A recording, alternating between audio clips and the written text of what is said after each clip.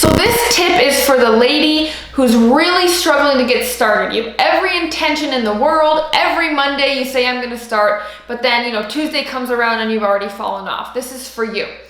If you're struggling to be consistent, okay, maybe we just stop trying to be consistent with health for a second and just practice the trait of consistency somewhere else.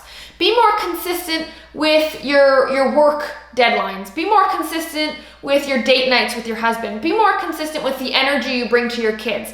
Maybe just practice the overall trait of consistency. And by honing in on that and becoming better at that, that will kind of trickle over and wash over into the health area. And that way, if you're really struggling, if you keep saying you're going to do something and it hasn't gotten done weeks or months or years later, maybe just boil down the character trait instead of the actual habit and start with the trait instead of the habit we keep saying we should do, but we never end up actually doing.